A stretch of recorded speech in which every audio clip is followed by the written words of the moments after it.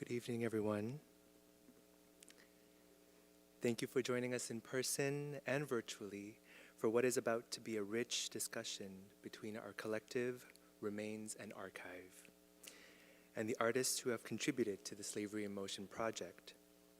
My name is Kevin Ah-Sen, and I am a PhD candidate at McGill University, and with me is Samantha Stephens, PhD candidate at the University of Virginia in Charlottesville. And we are 2/3 of Remains and Archive, a collective of graduate students from across disciplines who explore archipelagos of grief by way of Black feminist thought. Remains and Archive began as a microlab supported by the Mellon-funded Diaspora Solidarities Lab, fiercely led by Dr. Yomiro Figueroa Vasquez, professor and director of the Center for Puerto Rican Studies at Hunter College, and Dr. Jessica Marie Johnson, associate professor in history at Johns Hopkins University and director of Life X Code, Digital Humanities Against Enclosure. Martinican poet and philosopher Edouard Glissant's ideas of relation, community, and connection inspire our scholarly and creative practices. Glissant writes in Poetics of Relation, quote, "The Caribbean is a sea that explodes the scattered lands into an arc, a sea that diffracts. The reality of archipelagos in the Caribbean or the Pacific provides a natural illustration of the thought of relation," end quote. We're gathered here tonight to think openly across disciplines, geographies, and our relations to histories of colonialism, displacement, and empire. The archipelago, a group of islands connected by the tides, currents, and waves of the sea, models how we have approached slavery in motion and our interest in working across the Black diaspora. Together we ask, how does grief work its way across archipelagic and diasporic thinking?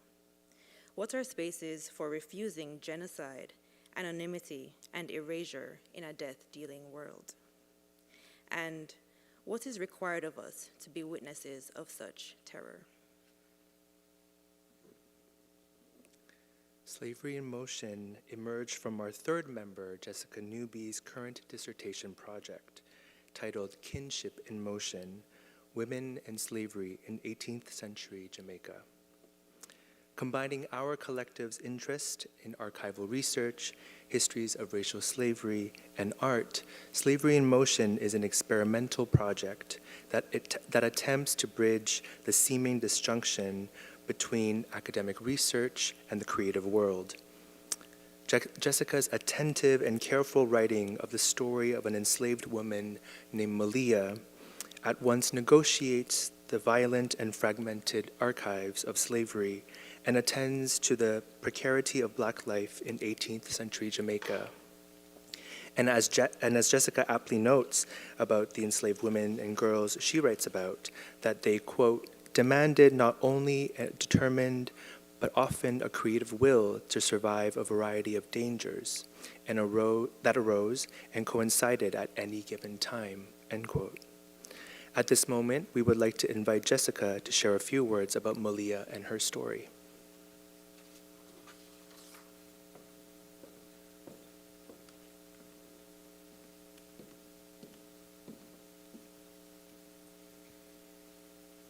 In the mid-18th century, a young girl was taken from her home in West Africa as a captive of the Atlantic slave trade. Presumed by her captors to be an Igbo and 15 years old, she stood at just 4 feet 6 inches tall. Her name was Malia. Following her capture, Malia spent weeks aboard a slaving vessel, surviving a long and harrowing Middle Passage voyage across the sea before finally reaching the shores of the prodigious gold mine and death trap that was the British colony of Jamaica. Her captors brought her to the parish of Westmoreland, where she was again sold and passed from the hands of one owner to another. He cemented his mastery by taking her name away from her, replacing it with one of his own choosing, and by searing his initials into the flesh of her right shoulder. 1 week later, he sent her to work in the cane fields of the sugar estate, upon which he served as overseer. She would spend the next 7 years enduring many of the hardships, perils, and indignities that were common to enslavement in Jamaica. Grueling labor routines and unrelenting quotas of production, food scarcity and starvation, contagious and deadly diseases, cruel and frequent shows of violence from white masters, rampant sexual terrorism and abuse from white men, and the potent despair of being alone and kinless among strangers. Against all of these immeasurable odds, the young girl named Malia survived. And as the years passed, she grew into a woman. After 7 years of captivity, her life underwent another monumental change when she became the mother of a daughter, a baby girl named Sylvia.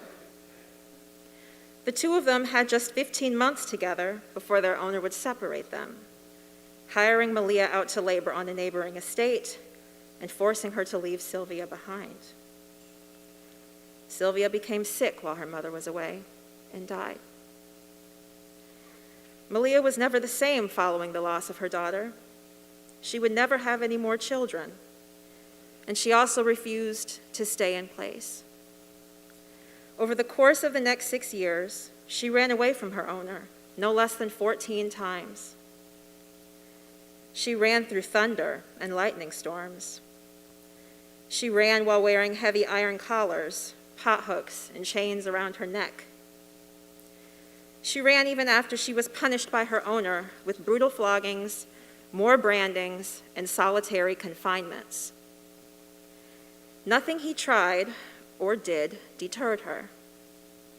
After the last and longest of her escapes, exactly 29 days, Malia's owner sold her to yet another, who transported her away from Jamaica and to the port town of Savannah, Georgia.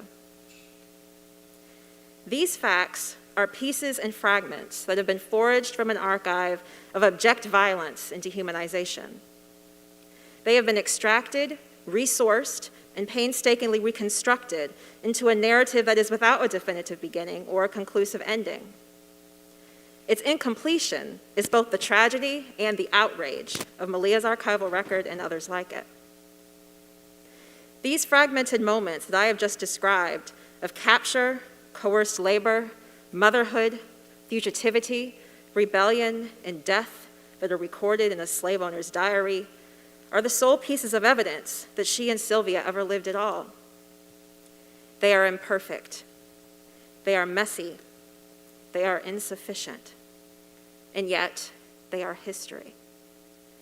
They are all that remain of Malia, the tiny young African girl who survived the Middle Passage, survived Jamaica itself, grew into womanhood, had and lost a daughter, and refused to stop running. Slavery in Motion is a project that has been more than a decade in the making. Many years ago, I came across a story of slavery in Jamaica that intrigued, devastated, and attached itself to me in ways that I did not expect, and that would take more than a decade to come into realization. For those years, and for hundreds of years before it, Malia's story has been submerged within narratives written about the man who owned and terrorized her and made his fortune from her labors. She has been but a supporting character in the master narrative of his life, a shadow relegated to the periphery of his central orbit. The work of inverting the pull and force of that orbit and bringing Malia to the center of historical memory has unfolded gradually upon a long and at times a difficult road. It has evolved over years of personal growth and maturation. It has required extensive reading, study, and contemplation. It has been improved with the support, guidance, and encouragement of brilliant senior scholars and advisors. It has been furthered with the utilization of interdisciplinary research methods, and it has blossomed with consultation and collaboration with thinkers, innovation, and creativity that comes from outside of the walls of the Academy. That collaboration is why we are gathered here this evening. While not without its challenges, this journey and responsibility of finding, stewarding, sharing, and ultimately collaborating with the 4 artists of the Slavery in Motion project has been a great honor and privilege. Our microlab is both awed and immensely grateful to each one of them for so generously sharing their talents, their intellect, and their vision over the past year and a half as we brought this project into fruition together. I am a better historian and Black Studies scholar for having known and collaborated with them. And Malia's place in history is all the more prominent and solidified for their contributions. While Slavery in Motion is a project that tells the story of one African woman and her child who were enslaved in Jamaica, it is also one that gives honor and acknowledgement to the many other enslaved ancestors who have come before us and who still depend upon us to remember their names and steward and pass down their stories so that they will never be forgotten. In honoring Malia and Sylvia, we also honor other enslaved ancestors of Jamaica and of the broader Black diaspora, whose names and stories are forever lost to historical memory. In honoring Malia and Sylvia, I also hope to bring honor to the names and memory of my own ancestors, such as Courtney Bournes, a formerly enslaved and emancipated woman of Jefferson Davis County, Mississippi, and her great-granddaughter, Selma Leander Haynes Sanders, my grandmother, who was born on June 6, 1935, and passed from this life and into the next on November 13, 2024.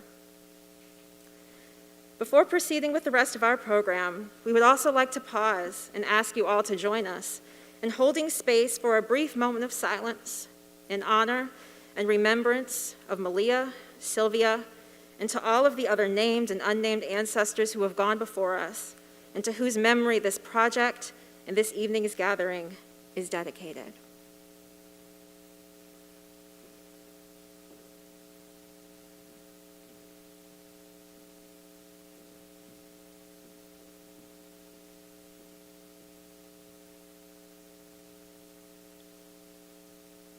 Thank you.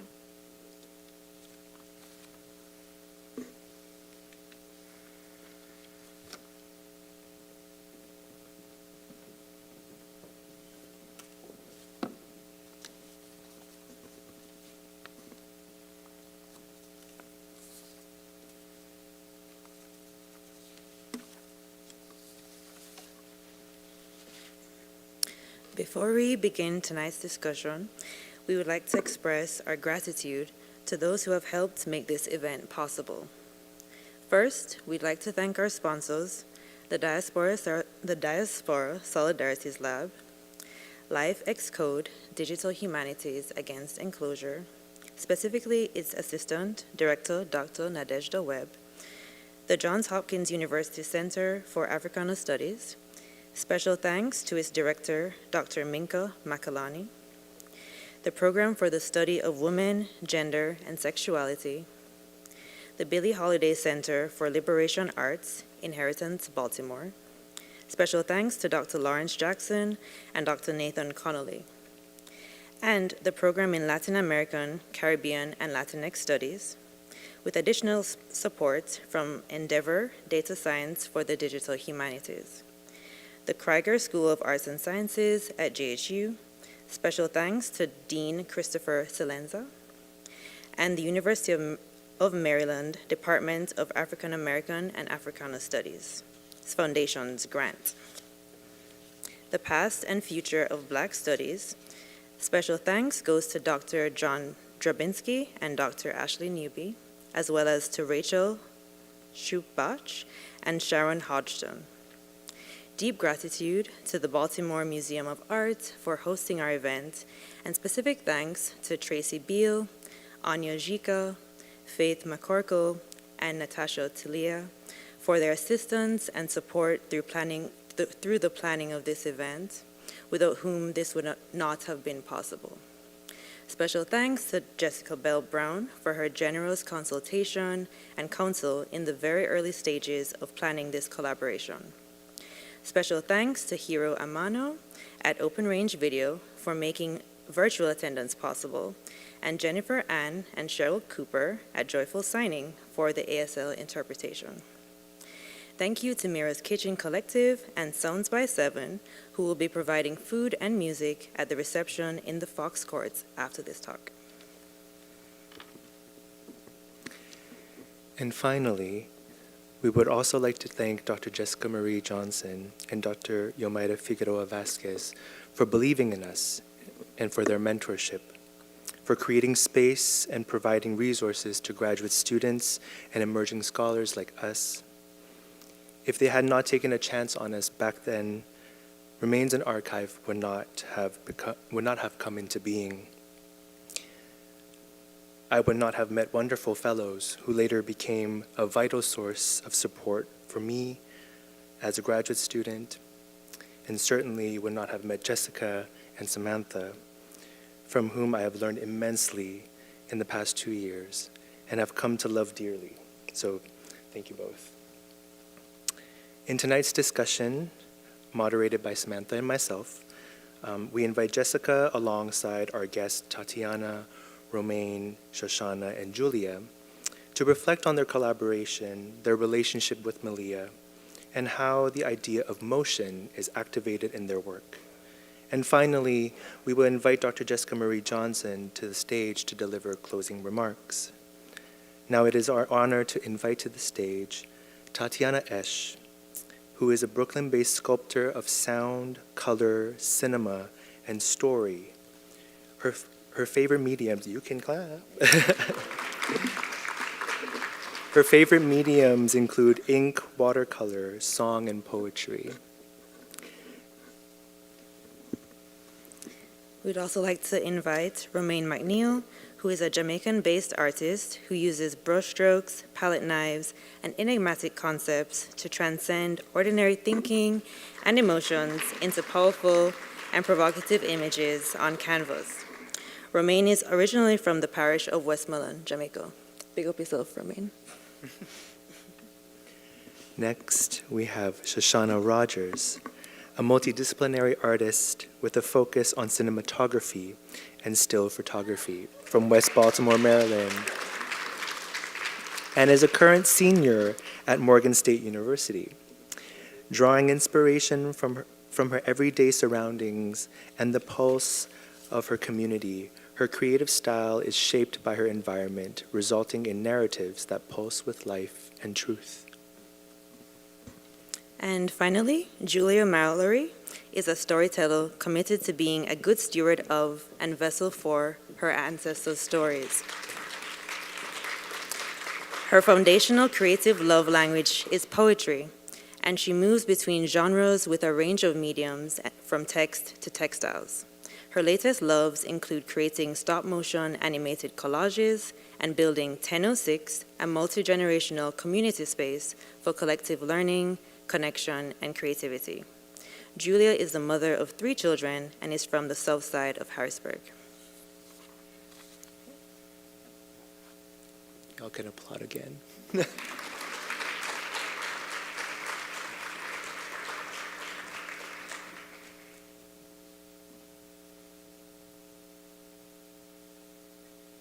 Hello, hello. Hi. Before we get into the questions, I would love to be able to, give a little bit more context as to how these works first appeared. So a while back, I had the pleasure of co-curating with Dr. Mary Penna the exhibition titled Coastal Relations, Enacting Diaspora, which is an exhibition that was featured at the Avery Research Center in Charleston, South Carolina. The purpose of that exhibition was to accompany a final symposium hosted by the Diaspora Solidarities Lab. The final symposium was this moment of gathering, culmination of the 3 years of amazing work by wonderful fellows and PIs and artists and community fellows to celebrate each other, to celebrate the work that we've done, and to close the first iteration of that project. In that moment, when we were thinking about what could be possible for the exhibition, there was also an opportunity for the microlabs to participate and to exhibit some of their work.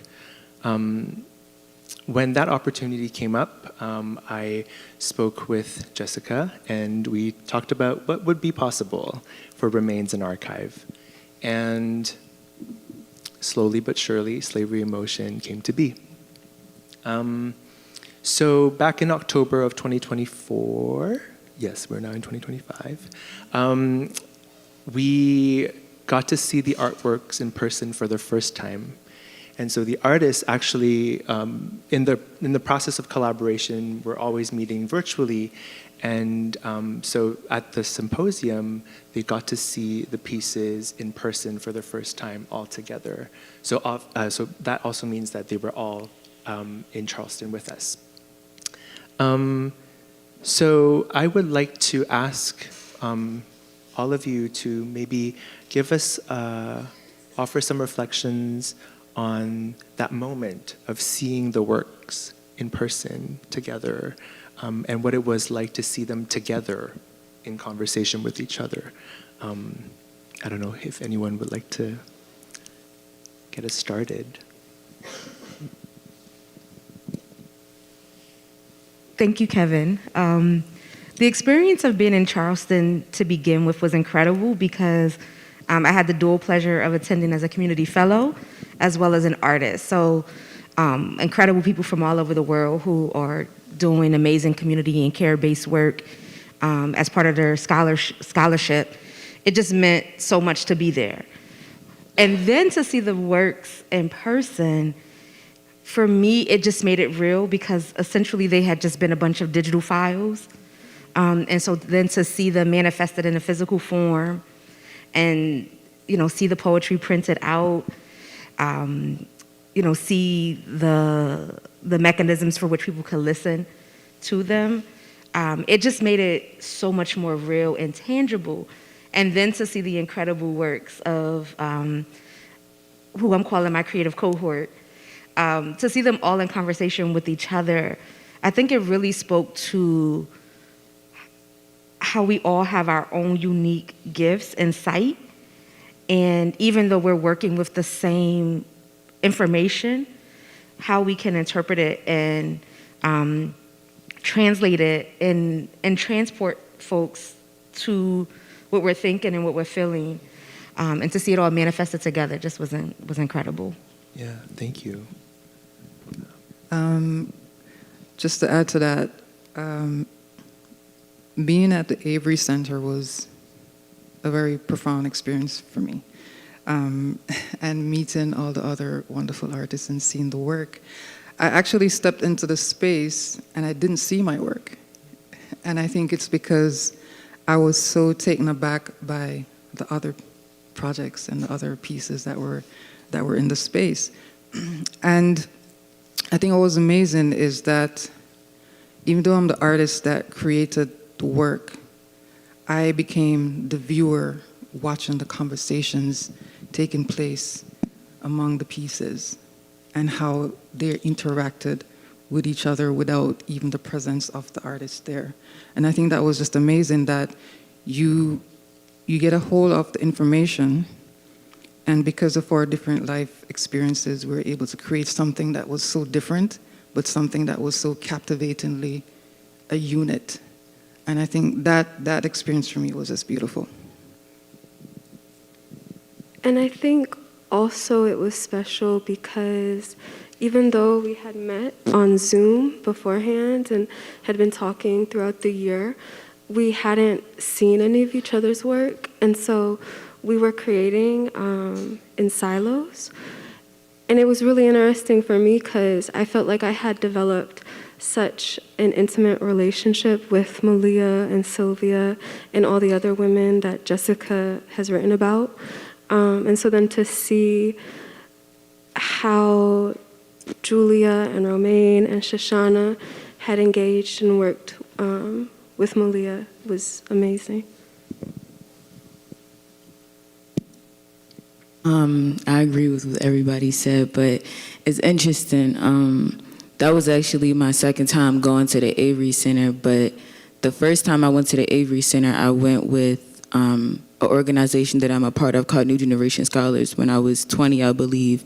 And we went to study like the Gullah Geechee culture of South Carolina and everything. And I remember going to the Avery Center specifically and being so captivated by the history of the Avery Center and feeling so amazed. I remember, I think it's on the second floor, it's a wall in there where you could see the fingerprints of the people who built the building.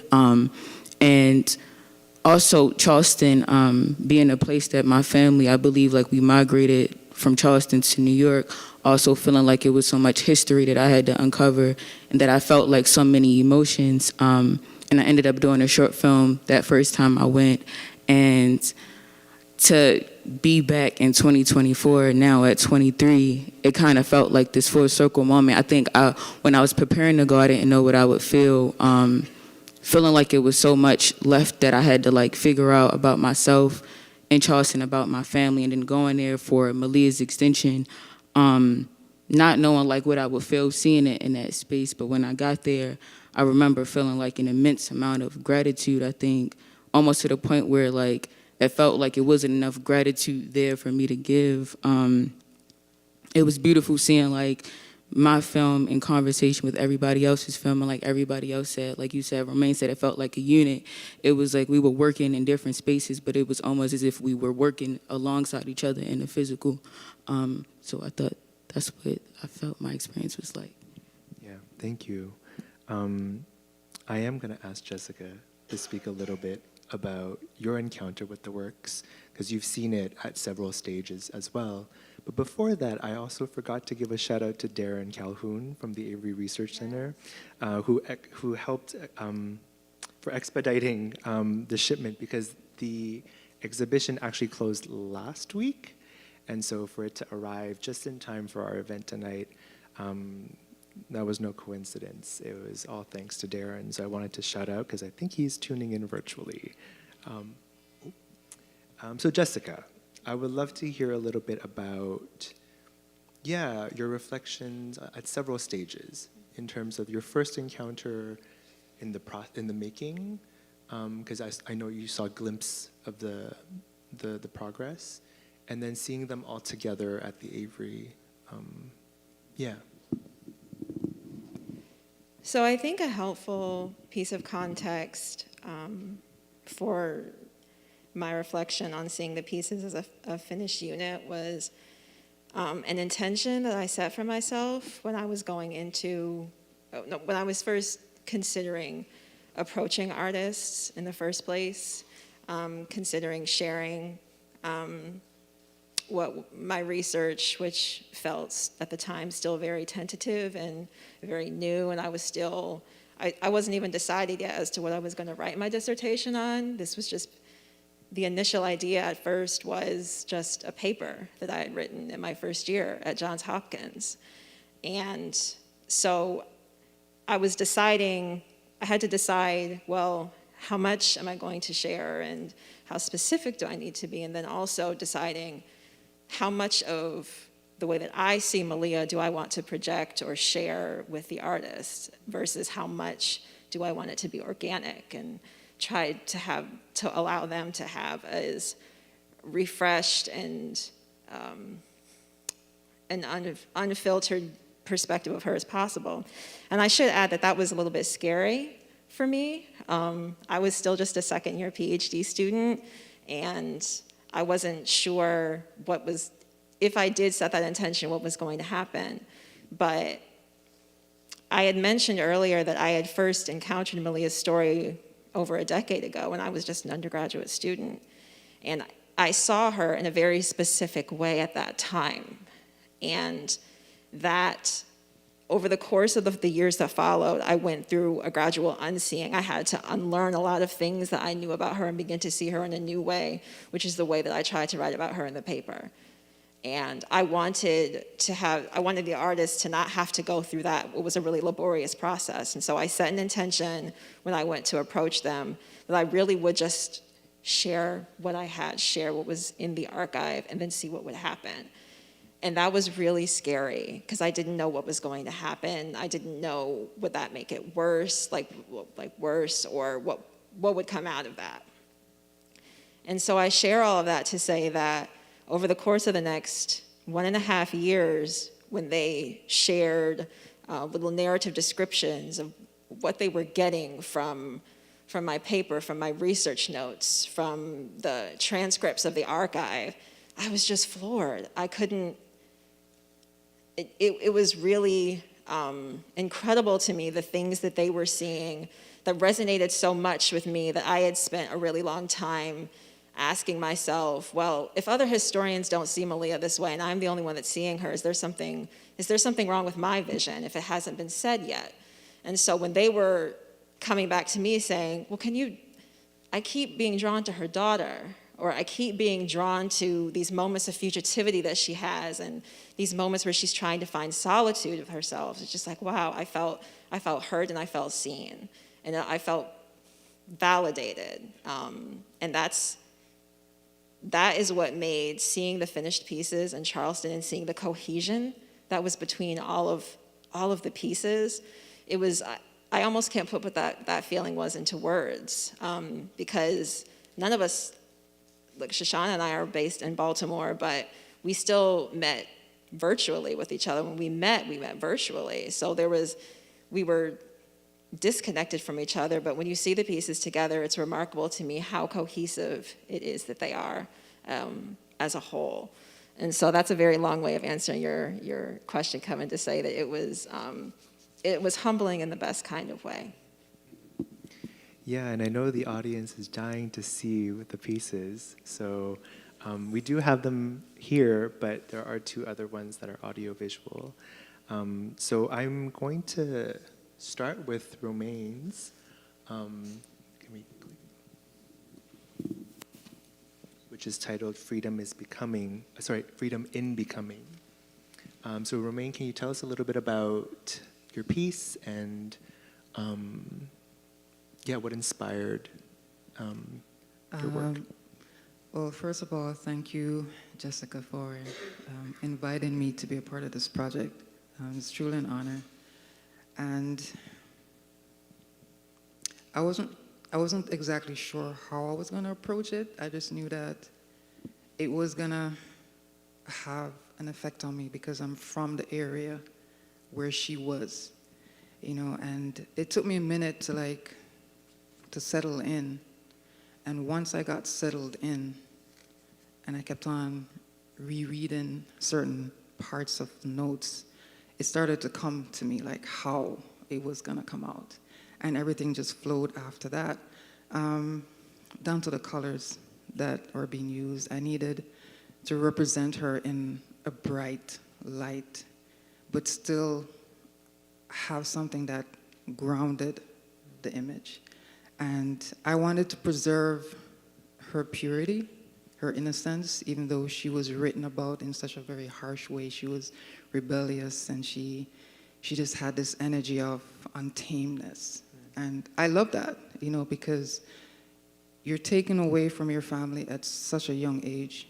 You're sold and you're resold. And on top of that, you're flogged and you're a mom and you lose your child.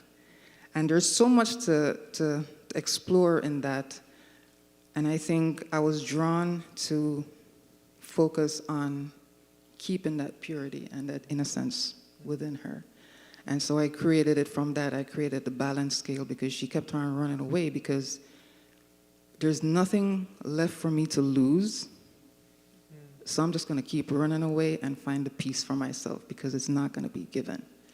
And the compass is just like the direction in which she would take. I feel as if it was her way of reconnecting with Sylvia, her daughter.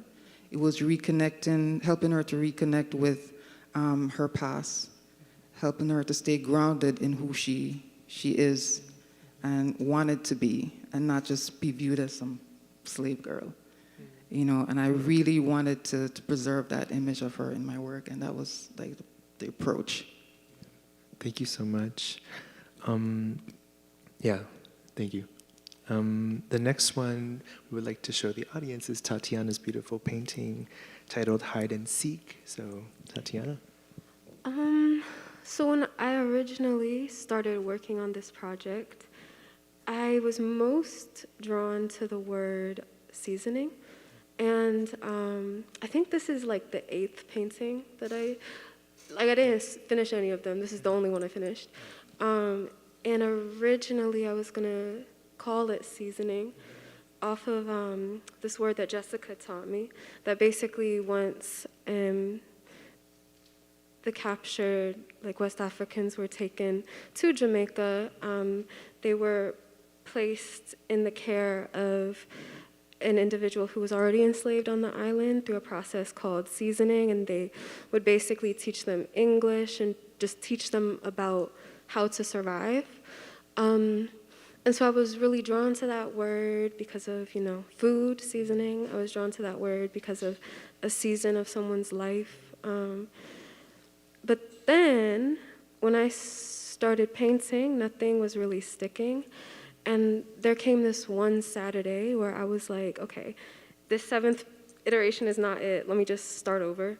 And I just immediately started bawling. I cried a lot.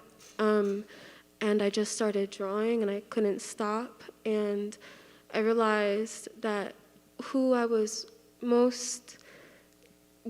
most drawn to was Malia's relationship with her daughter, Sylvia. And just questioning what she was doing during these moments of escape. And I realized that when she was kidnapped, she was 15 years old, and she was 4'6". She was a child, and she had lost her child. And all I could think to do was play a game of hide and seek. So I called it Hide and Go Seek. And I was just super drawn to the vividness of the bush.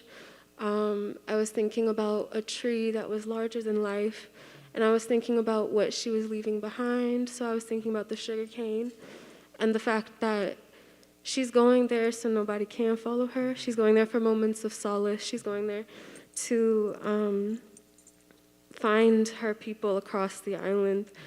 And so, I was really inspired by all of that, and I was inspired by the moon. Yeah, thank you. Yeah, there's an element of playfulness in your work. Next, I would like to ask Sha-Shonna to speak a little bit about your piece before we show it, and it's titled Malia's Extension. For me, when I was going through the research, I remember the first things that kept popping out to me was legacy and motherhood. And I think it's because legacy is something that I think a lot about. I think a lot about the past generations, the future generations, but specifically for Malia, it was she wasn't given an opportunity to really carry on her legacy in the physical. Thinking about the loss of her daughter Sylvia, it was this wonder that I had of what would Sylvia be like if Malia was able to raise her child past 15 months, if she wasn't taken from her and forced to just go through the horrors of slavery, which is out of her control. Who would Sylvia be? How would she experience her? And I think for Malia's extension, I kind of wanted to pull from experiences that Malia had, which is when you'll see the water, the movement, the dancing, because I believe dance is a way that we connect spiritually to a lot of things, but wanting this film to be a spiritual connection of Sylvia, more so me falling more into the energy of Sylvia and giving almost a Malia, if I could talk to Malia or show Malia a glimpse of what her daughter would have been like and all the possibilities. But I think I was also inspired by the women around me, the mothers around me, my friends who are Jamaican descendant, and just having conversations with them all the time. One of my good sisters, Shania, who you'll see in the film, being a Jamaican descendant from Brooklyn, but me and her talking all day about just like her wanting to go back, her wanting to like reconnect with her Brooklyn like heritage more. I mean, Brooklyn, her Jamaican heritage more, but that was my main inspiration for it, and Malia's extensions being just the legacy part. But I hope you guys enjoy it. I hope that you feel like it did it justice, Jessica. Thank you. So we'll cue it on the screen. My Sylvia, you are the parts of me uncaptivated. All the parts of me that have seeped through my pain, agony, and fight. You are the parts of me that have been extended.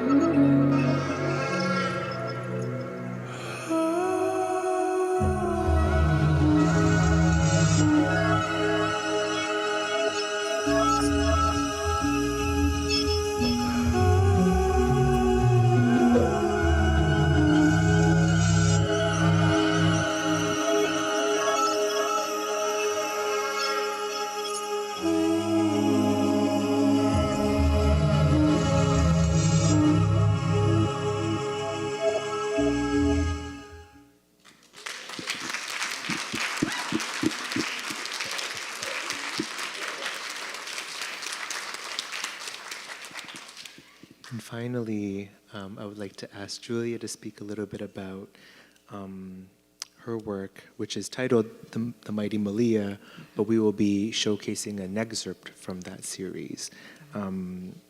Two poems titled Little Lucy in the Lunar Loop and Sylvia Speaks. Whew, I just have to take a very deep breath after watching Sha-Shonna's film. I watched it even most recently earlier, but it just really hit me just now. I think my connection, and it feeds into my discussion of the pieces, because I remember when Jessica first talked to me about Malia. I was walking around my neighborhood and she was telling me about Malia's story. And I felt an instant connection as a child loss survivor. And so in watching Sha-Shonna's piece, part of my healing journey was to like flee to the forest. And so in Malia's story, like I recognize kind of this break that happens in deep grief. And I was really drawn to her defiance, like an emotional defiance that says that like what has happened to me hurts, and being able to show that outward, just this outward rejection of like a lack of acknowledgement for Black grief. And so in Malia's story, I just felt so connected to her ability to just flee, to just not be useful. Even when she knows that it's very difficult, right, to be permanently in marriage, right? Like even her momentary marriage, I think is so radical in a sense.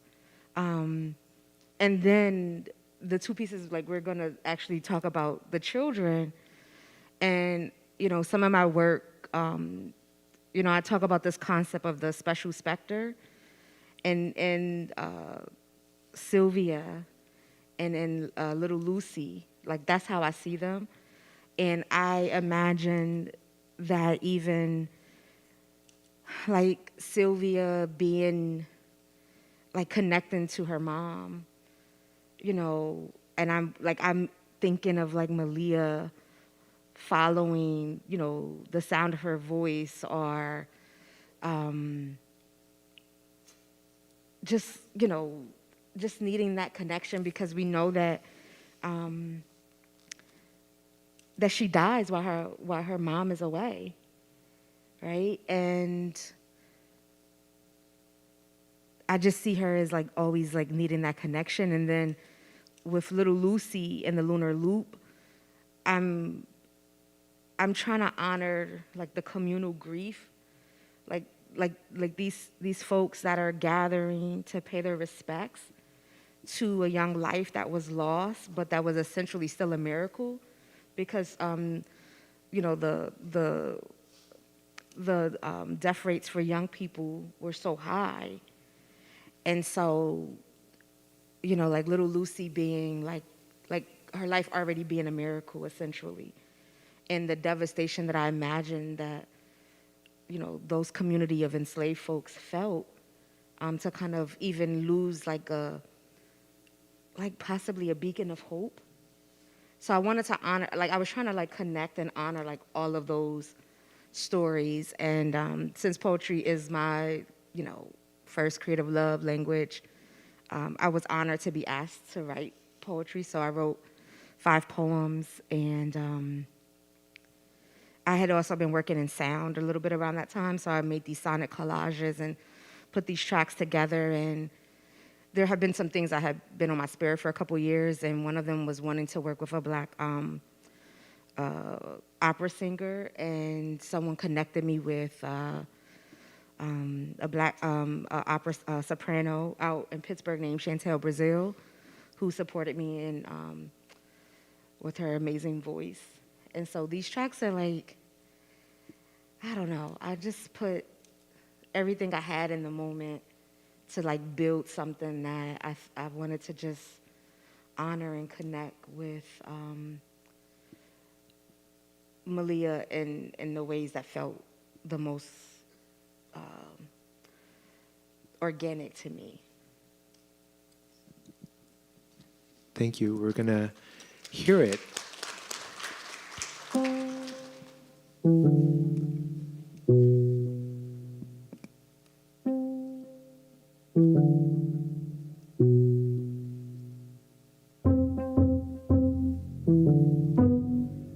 This little body of mine,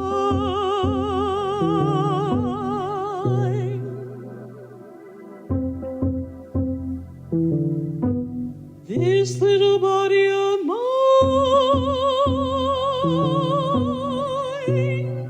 I'm gonna lay it down.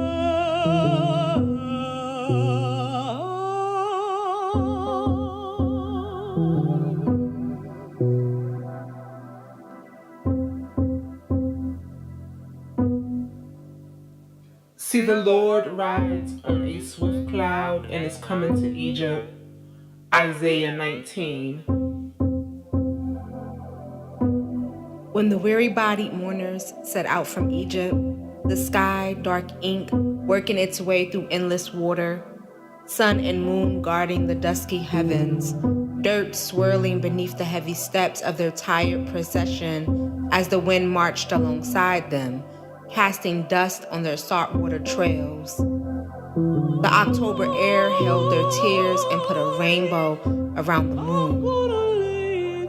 Little Lucy, almost ancient at almost 11, almost arrived at her Earthside anniversary, now a guardian of their galaxy, as Sylvie and her sky skip across stars. The Egyptians return, moving through the indigo darkness, following the shrill of their splintering hearts. Kindred, my November sister, you've been on my mind.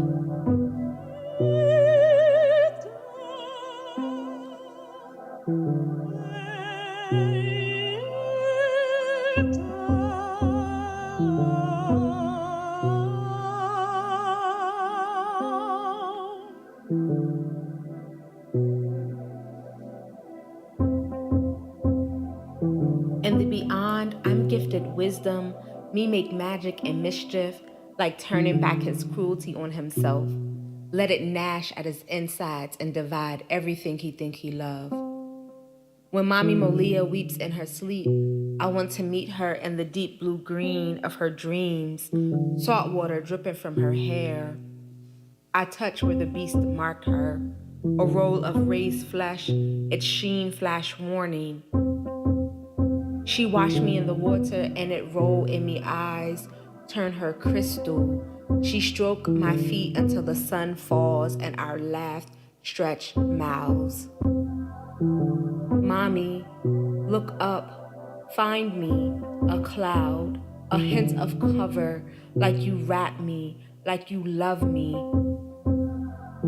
You brought me to this side and swelled my transient soul. This little body of mine, I'm gonna lay it down.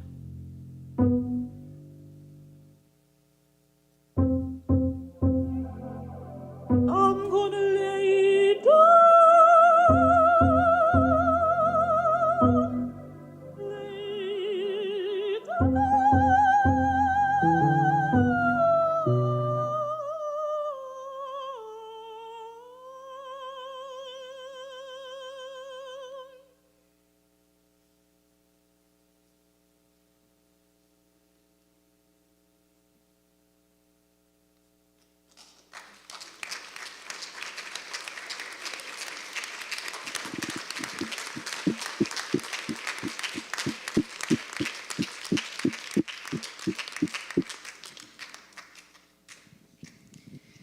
Wow, I'm always so stunned to hear and to see the works that you all have created.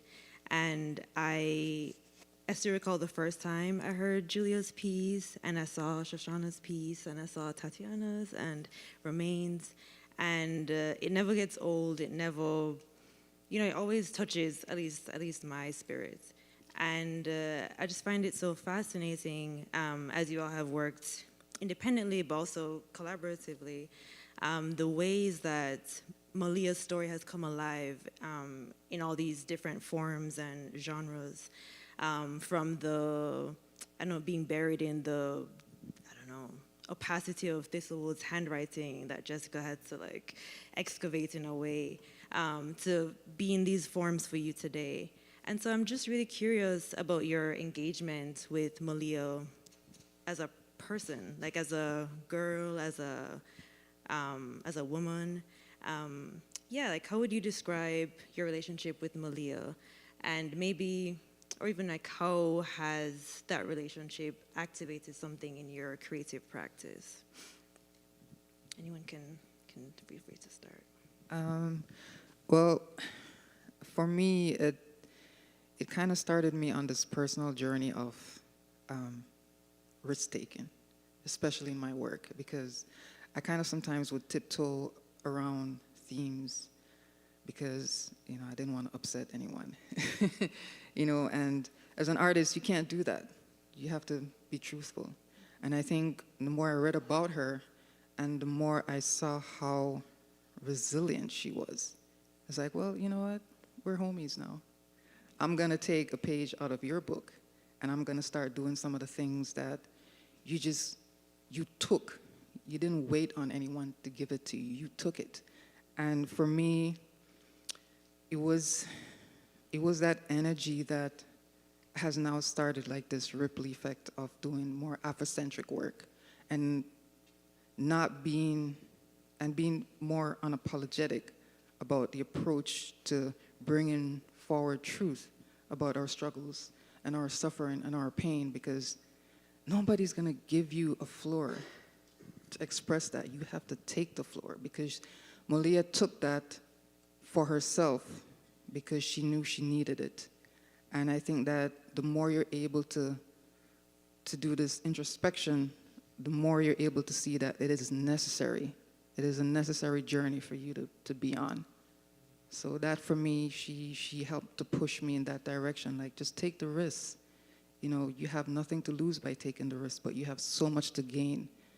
Because when she took the risk in running away and trying to find that peace and to reconnect, it was for her benefit, and it outweighed all the floggings and punishments that she could endure during that time. It didn't matter, because for her, it was important to regain that peace of mind. And I think for me, that is what really stood out in connecting with Malia. Absolutely.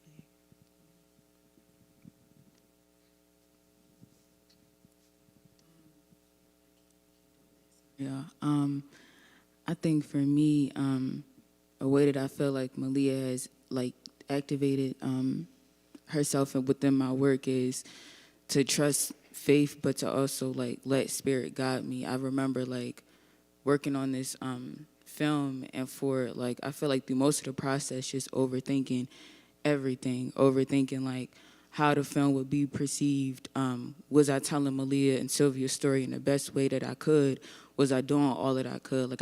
Yesterday we had a conversation about just the process of studying, and within that process, feeling was I doing enough studying, and all of these things that I think I kind of thought myself, I stressed myself out with all of these thoughts and just wanting all of these answers.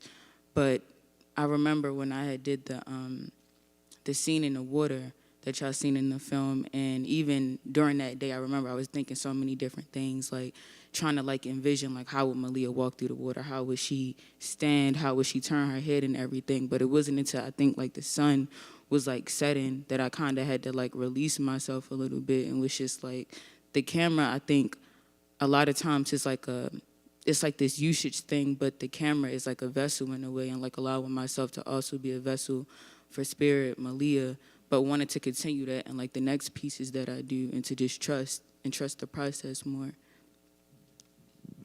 Wow, it really seems like between the two of you so far, like Malia has guided you in her activity, in her refusal, in your camera work and all of that. Like, it's really amazing how she can kind of transcend like time and space in that way.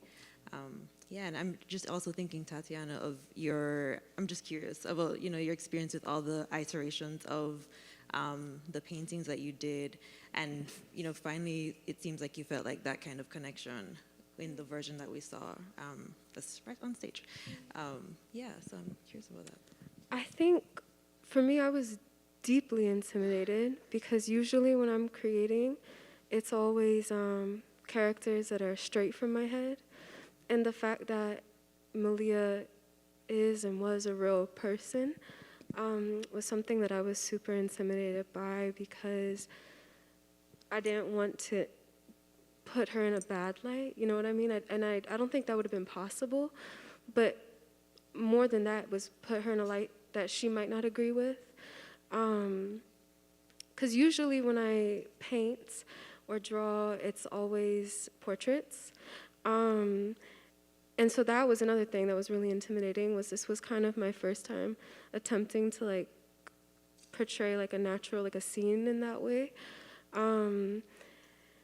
And the reason I leaned more towards that was because I was just so afraid of drawing her, of painting her.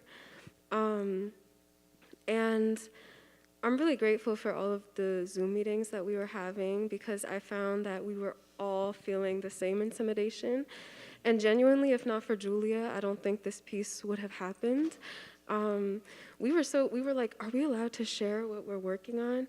But she was gracious enough to open up to me about some of the things that she was feeling. And we both realized that we were like so drawn to this relationship with Sylvia and that we were kind of, our imagination was going in the exact same direction. And then the same with Jessica. We just kept seeing her, but not necessarily seeing her face. And so that's why in the painting, like neither one of the characters, you see their face. I don't want to spoil too much of what the story is behind the painting, so I'm not going to talk too much about who the characters are. Obviously, they're both Malia.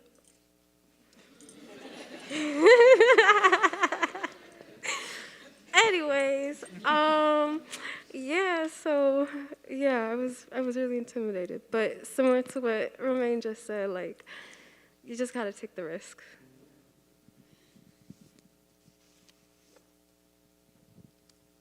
I think in connecting with Malia's story, for me, it was like, what type of a storyteller do I want to be? Right, when there's like an absence of certain information, what am I going to fill it in with? And so, quite honestly, even though I know they're very much inside of a cruel system,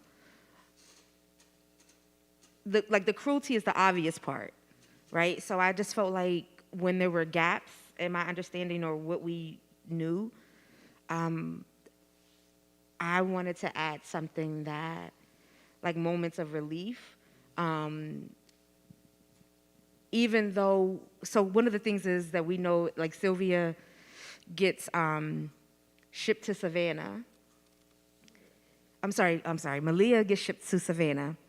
And in my mind, I'm always like, is there something, does she actually finally get away? So working with Malia's story just made me feel like, can I do that more in my stories? I'm very invested in, do Black folks win at the end? Do they get away at the end? Do they survive in the end? And so that's just the energy that I want to, when it's all made up anyway, right? It's just like, oh, I'm gonna make choices that try to honor that. So yeah, that's I think the story, working with Malia and Sylvia's story just made me want to just be consistent in that way. Wow, And yeah, like the question of survival that you're bringing up is so tied and wrapped up in movement and motion. And something I wanted us to think about together was the title of this event and the multimedia art collection, Slavery in Motion. And so I'd like, each of you to speak to the significance of motion, broadly defined, in your work. Because you might think of the physical movement of Malia through Westmoreland, motion in performance art, or the motion of like a paintbrush, or even the movement together here in Baltimore from all these different places, or even how working on this project has moved you like internally, or on an emotional level, I might pick on Jessica to talk about slavery in motion as you've conceived it. Yeah, so I guess I can start. Obviously, motion was huge for me when I wrote the paper. The first paper that I wrote was named Country Named Malia, Women in Slavery in Motion in 18th Century Jamaica.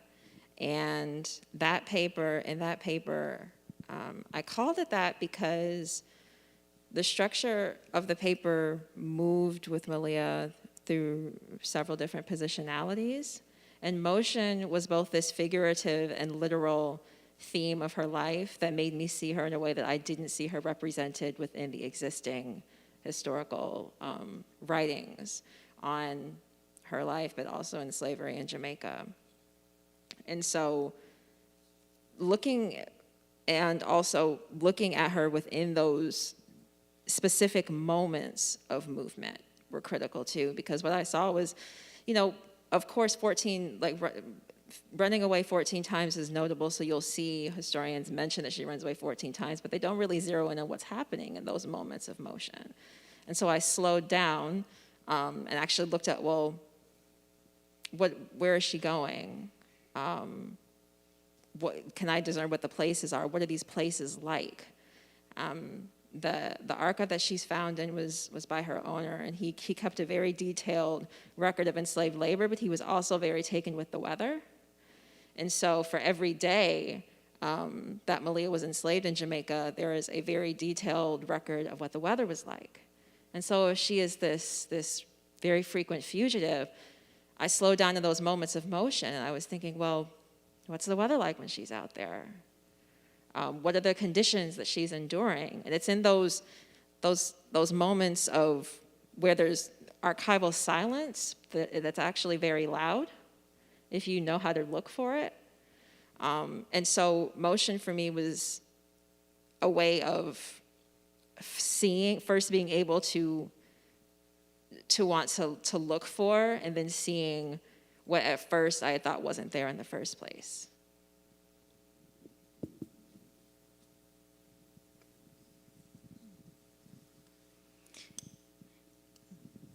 I think, as you mentioned, all of the different ways that, motion can be represented.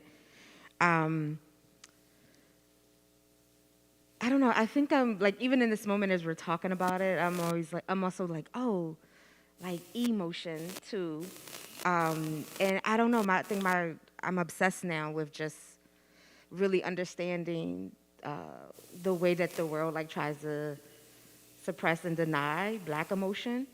And so this project is just, it really opens that up for me. Also motion, like in a modern sense of like the slang term when people like have motion, like, you're doing the most, or, so I'm even thinking of Malia, because I fictionalize, like we have the 14 attempts on record, but I imagine that it's like more like 17. And I write about that in one of the poems. I'm like, oh, there's more times that y'all just didn't know about, right? So that's just me, like, again, just trying to, within the confines of this cruel institution, what is additional defiance that I can add to this? So I think, and I'm just also like, how is this story continuing to move throughout each of us? And even on the spirit side of things, like how is Malia and Sylvia, you know, how are their spirits still moving or making magic and motion from a different realm? So I would say in this moment, that's what is speaking to me about motion. I'm very happy that you kind of introduced emotion into it, because I think in one of the, when she escaped, she actually brought another slave girl with her. And I think that it's like movement is infectious. And so if you go to somebody else and you're introducing them to this movement, then it becomes like almost enticing. And I think it creates a ripple effect, and it just doesn't stay with her. And motion tends to do that. It's breaking barriers and building bridges. It's not stagnation. And I think that's what is one of the things that's really profound about Malia, is that she was hell-bent on doing this in her motion, like constantly and constantly. And if I think the weather during that time, if my mind is serving me correct, it's during like the hurricane season. And that in itself is like motion, because when you have wind and rain and water and flood, it's like she's moving with that and she's using that to create force. And I think that's just beautiful when you think about motion and emotion in that way.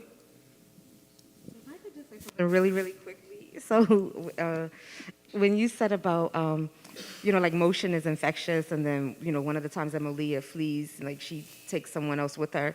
And I had the image, like there's always this thing about, they're like, oh, when black folks see somebody run, then it's like everybody just start running. Like you don't even know what's going on, but you just like, you know. So I just had to, that part just came up to me. Yeah, and I think another thing I want to call attention to is something that Jessica reminded me of like very early on, which is that Jamaica is an island, and when you are escaping on an island, there is no north or like promise of freedom or place to go per se. And so that was another thing that we all talked about this yesterday, that we were thinking about, is like how she would escape solely for herself. And there would be times when she would be gone for like 8 hours and then she would just come back. There would be, and then the longest was 29 days. And I believe, if memory serves, at one point when they had found her, she was where they had already looked. So just thinking about how other enslaved women were helping protect and support each other. And another time that she had escaped, right after Sylvia had passed away, she made it all the way to the opposite side of the island, where she was found at the same pen or plantation with her shipmate, one of the individuals that she had come across the ocean with. And I don't think she had seen her in like 2 years. And so even thinking about how like word of mouth spreads and how telephone works and how they were able to create these networks in order to make all of this possible.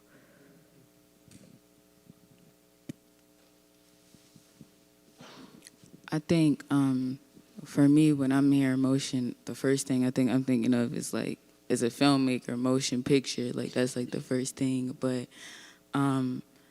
I think as a Black filmmaker, like a big thing for me, like recently that I've been revisiting, like this quote that we also was talking about yesterday by Haley Garima, great filmmaker. If y'all ever seen a film like Sankofa, but Haley Garima was saying that for him as a Black filmmaker, like his main thing, as people who are suffering from colonization, and like we're always going to be at like this constant battle with like healing from colonization, that it's important for him to never contaminate his own people with films, with his own films, with the power of like the motion picture. And I think I've been thinking about that a lot as an emerging filmmaker, or as a grown filmmaker, to make sure my work is doing my people justice all the time.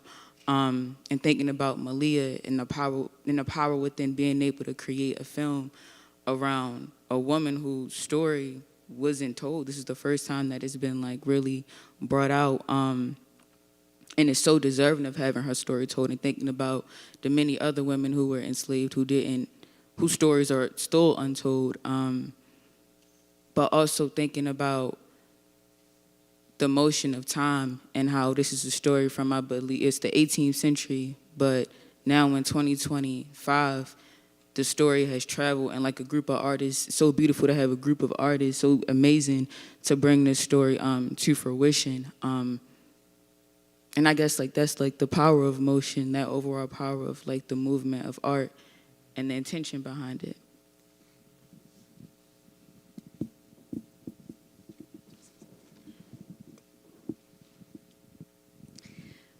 Well, that's, wow. So I'm just really amazed by the sensitivity, the care for Malia's story, for Sylvia, for Lucy, for all of these enslaved women who survive, who in a way, survive the archive, survive the constraints of like the fragmentation and the violence and the misrepresentation.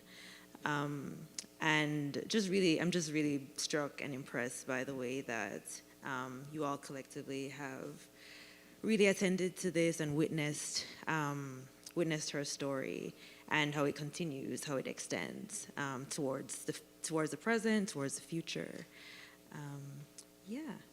With that, I know that for a fact that folks in the audience, virtually and in person, are dying to read Malia's story. You'll just have to wait a little bit. But be on the lookout for Jessica Newby's work. It's coming. Future Dr. Newby.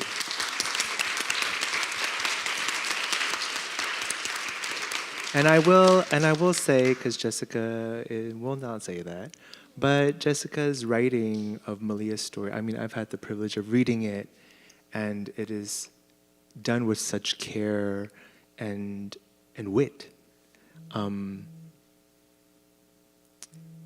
Yeah, you could tell on the page that she's there to fight. So I just really want to accentuate that because I think her writing is a work of art. So, yeah. So before we conclude the evening, I would love to invite to the stage Dr. Jessica Marie Johnson to give us some closing remarks. And after Dr. Johnson's remarks, please join us at the Fox Court for a reception and some music.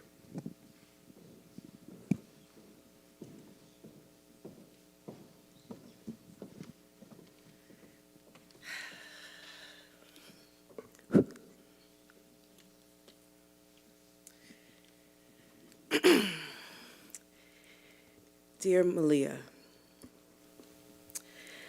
I hope you know we heard you when you wrote your story 14 times that we know of. Your body become testimony. You here in this room, the 6th member of this creative cohort. Your refusal, your yearning, and your grief.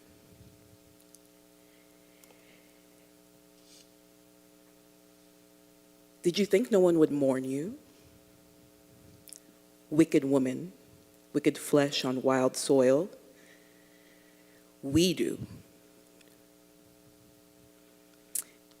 No, you're a bad girl. You knew you were infecting us with your freedom ways, inoculating us with resistance. You knew you would meet a young sorceress, time travel to each other. Malia, we believe you. Jessica Newby, thank you for listening for what remains. Thank you for being fertile ground for that listening and for the community you made and have made together as a micro lab in the Diaspora Solidarities Lab. Romaine, Tatiana, Julia, Sha-Shonna, who I've known a long time. Thank you so much for following on the trail that Malia set in motion, that Malia and Jessica met somewhere together, for creating this portal that has created this space where we can learn from her, Malia, and Jessica, where we can witness Malia, the scholar, write her story and hear it heard and place it on this stage. There are many sponsors that were thanked. I want to second that thank you, because this work does not happen in a vacuum. And more, this is the work that must be done. I am a historian of slavery because I truly believe that the history of slavery is meant to radicalize us. It is not a story of shame. The shame is not mine. It is not a story of despair solely, as has been said on this stage, and I think we see it in this art. It is a story that's meant to help us chart pathways of resistance and refusal. It's a story that's meant to inspire us 14 times that we know of.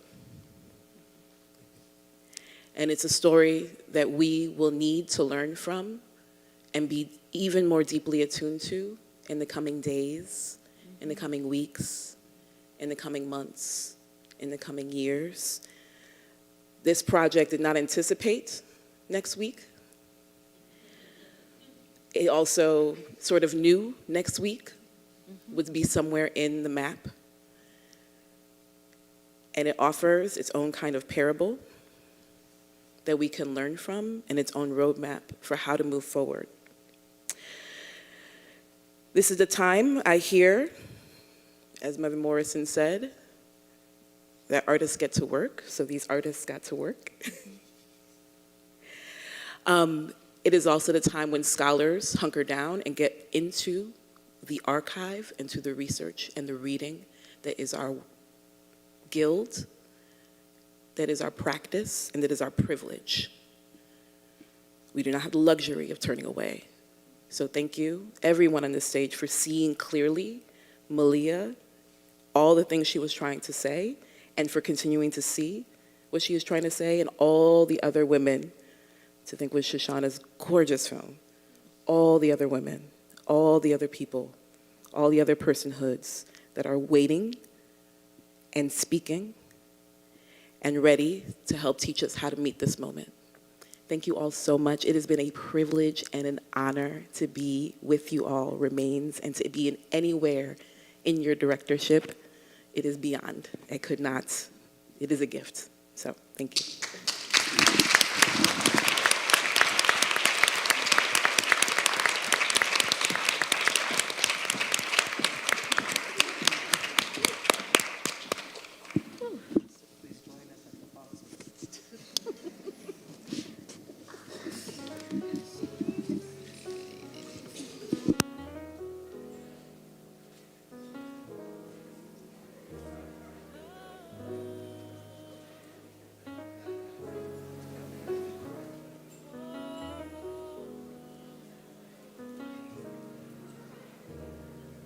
Tragedies are commonplace.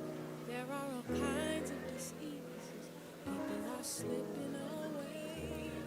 The economy's down, and people aren't getting enough pay. But as for me and mine, all we can say is, I don't know why you keep blessing me. I don't know why you keep blessing me. I don't know why you keep blessing me. I don't know why you keep blessing me. I don't know why, I don't know why, I don't know why. I don't know why you keep blessing me. I don't know why you keep blessing me. I don't know why you keep blessing me. I don't know why you keep blessing me. I don't know why, I don't know why, 'cause it could have been me. Could have been me outdoors. Could have been me with no food. Could have been me with no clothes. I could have been all alone without